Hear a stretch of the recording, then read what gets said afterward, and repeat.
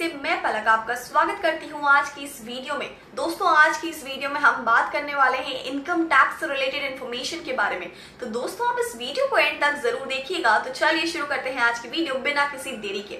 घर किराए पर दिया है तो जरूर जान ले इनकम टैक्स से ये नियम, वरना साल भर होगी टेंशन। अगर आपने अपना घर, दुकान, जमीन किराए पर दे रखी है और आपको हर महीने किराया मिल रहा है तो वह भी आपकी कमाई का हिस्सा माना जाएगा।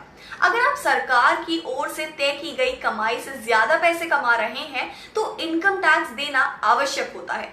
इसमें आपकी हर तरह से होने वाली कमाई को जोड़ा जाता है। अगर आपने अपना घर, दुकान, जमीन किराए पर दे रखी है और आपको हर महीने किराया मिल रहा है तो वह भी आपकी कमाई का हिस्सा माना जाएगा।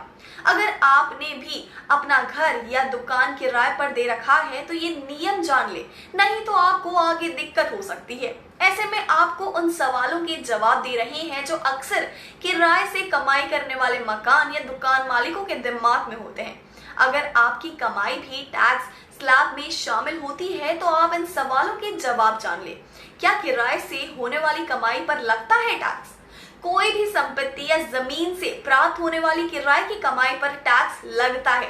ये tax income from house property के तहत लगाया जाता है। अगर आपने कोई दुकान भी किराए पर दे रखी है तो भी आपकी कमाई को शामिल किया जाएगा। कैसे कैलकुलेट किया जाता है ये टैक्स? अगर आपने कोई संपत्ति किराए पर दे रखी है तो आपको कुल किराए में दिए गए खर्चे घटाने होंगे। जैसे आप उस संपत्ति के लिए हाउस टैक्स या नगर निगम का खर्चा आदि देते हैं तो उसे घटाया जा सकता है। उसके बाद जो नेट कमाई होती है उसको टैक्स की इनकम में शामिल किया जाता है। अगर आपकी प्रॉपर्टी कुछ समय तक खाली रहे तो क्या होगा? अगर आपकी प्रॉपर्टी कुछ समय तक खाली रहेगी तो आपको जितने दिन कमाई हुई है उसी को शामिल किया जाएगा। साथ ही इसमें किराए से कुछ महीनों में हुई कमाई को भी ध्यान रखा जाता है। अब ये सोच रहे होंगे क्या क्या छूट भी मिलती है। किराए पर दी गई संपत्ति के मामले में गृह संपत्ति के आय के तहत टैक्स के दायरे में आने वाली कमाई की कैलकुलेशन करते समय टैक्स पेयर संपत्ति की खरीद, निर्माण, मरम्मत, नवीनीकरण या पूर्ण निर्माण के उद्देश्य के लिए गए लोन पर ब्याज के खाते में धारा 24 ख के तहत कटौती का दावा कर सकते हैं।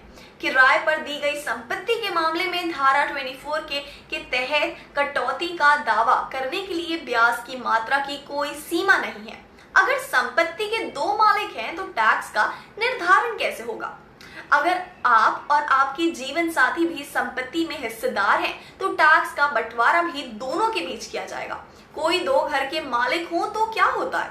अगर कोई दो घर के मालिक हैं और एक किराए पर दे रखा है, वहीं दूसरे घर में खुद रहते हैं तो घर में आय का शून्य माना जाएगा। अब जबकि दूसरे घर के मामले में उचित किराए को आपसी कमाई माना जाएगा और उसके बाद टैक्स के नियम लागू होंगे।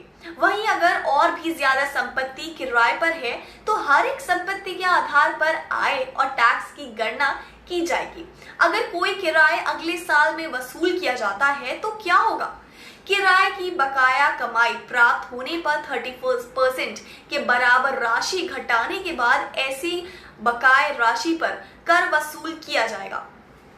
इस राशि पर टैक्स उस साल के लिए वसूला जाएगा जिस साल में यह प्राप्त की जाती है। अगर इस तरह के बकाया के प्राप्त होने से साल में करदाता संपत्ति का मालिक है या नहीं है तब भी यह शुल्क वसूल किया जाता है। तो दोस्तों, आज के लिए बस इतना ही। और अगर आपको ये वीडियो इन्फॉर्मेटिव लगा हो और ये यूजफुल लगा हो तो हमारे चैनल को सब्सक्राइब करें, इस वीडियो को लाइक करें, शेयर करें और साथ ही हमारे साथ बने रहें ताकि हम आपको ऐसी इन्फॉर्मेटिव वीडियोस देते रहें। अलविदा।